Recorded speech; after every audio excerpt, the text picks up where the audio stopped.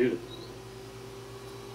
You made the comment, Edward, there is no soul, and I don't know even what a soul is. When you had your near-death, near-life, whatever it was, experience in 1979, and you went up through whatever it was, the sun or whatever, and made contact with an entity that seems to be a higher, or higher isn't the right word,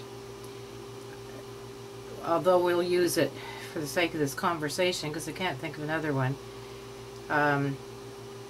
Essence of yourself.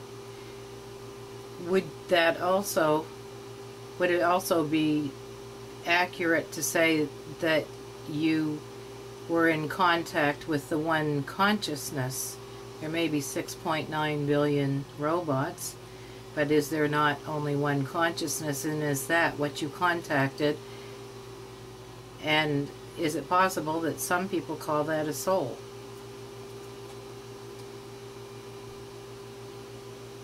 Well, if you're talking about what the story was that I told about going through the middle of the sun, finding out that it's cold on the other side, and then having conversation, that was with the head of all the aliens in the universe. We had a conversation. He told me he was waiting for us to either succeed or fail here on planet Earth, because they'd like to live here, but they couldn't take the planet over. They couldn't do anything that might require violence in order to have the planet for themselves. So they had to wait until we either blew ourselves off of the planet or made it or didn't make it before they could. I experienced this in my mind. Anyway, that was just like a little kid has a imaginative thing, the bunny that he plays with, and big kids have the imagination of a God and a Jesus and all that. You maybe forget, Edward, that I record, and we did speak of this once before, and you did allude to this entity as an intelligence, or that's not the word you used. You did say there's none higher.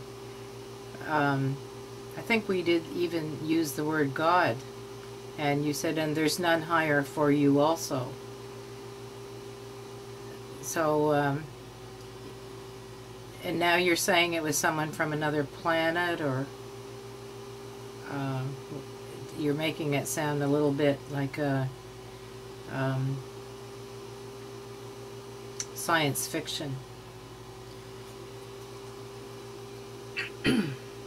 Well, it is a bit sounding like science fiction. It was just a story. I don't recall ever having talked about that, Judith. Perhaps we have, but I would never have made any reference to a being any higher in intelligence or ability than I am, or that you are, because there isn't any. That was just an experience of meeting the king of the aliens.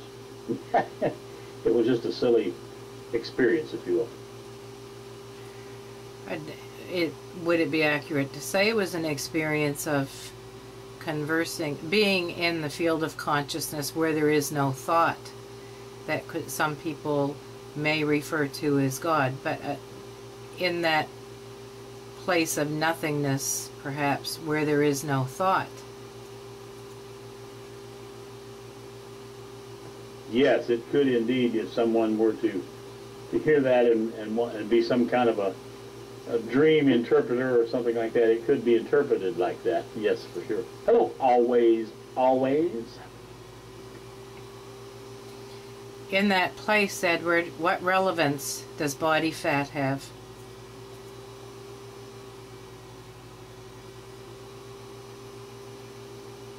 None. In that place, thought doesn't have any relevance. There wasn't even any thought then. It was what is that called?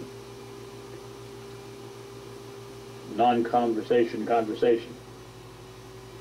Well, this is the thing. I was sitting here and I was listening to this discussion that took place about fat, and I saw that as a label. I saw it as a right and wrong thing. I saw it as part of the conditioning. It's also, as I understand it, in Russia, if you don't weigh 300 or 400 pounds, you're not considered healthy. So that sounds to me like conditioning of a different kind. And it has to do with the body and perhaps the mind. And I don't see the relevance when what we all seem to be striving for is to be in that place, that space of nothingness, of no thought, of, I'll leave it at that. Perhaps you could tell me. And could you wait, Al? I care to pursue this for a few minutes. Yeah, hold on. I'll let her continue this. Hello, Brian. Welcome to the room.